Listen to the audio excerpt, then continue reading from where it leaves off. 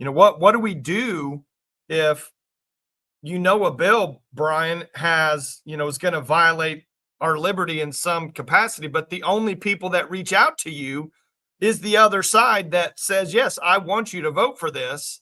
How do we handle those situations, do you think?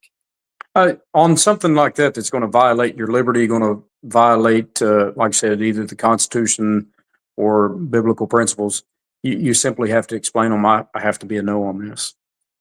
So, I mean, there's times where you may not have but one person reach out, or you may have 20 people, but if it violates liberty, there's going to be times that you go against them. So there will be times that you say no. And so when you look at it that way, you say, hey, I've got to be a no on this. And if you're elected in a 4-year term, then 4 years later, they have the rights by all means to vote you out. But I've got to be a no. This is my moral compass. This is my guide. This is where my heart is. This is probably the sad reality. Is you look at my first election, the primary, there was just a hair over 5,000 people that got out and voted.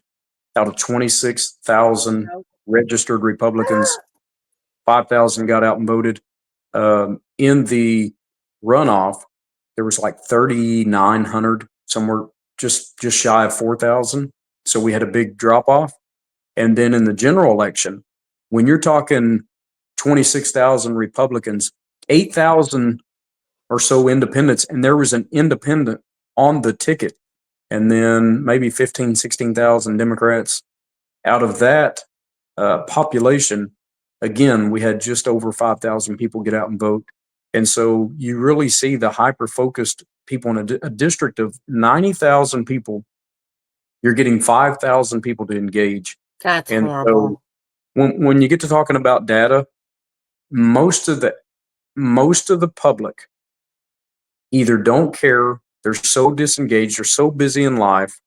But the Thunder just won the championship. Yep. And President Trump, right around the corner, Brian. Football season's right around the corner. So I mean that's where we're at. Unfortunately, that is where we're at. And so I guarantee you I could poll the little community that I live in. And if I ask, there would only be a handful of people that would even have opinion or knowledge about data.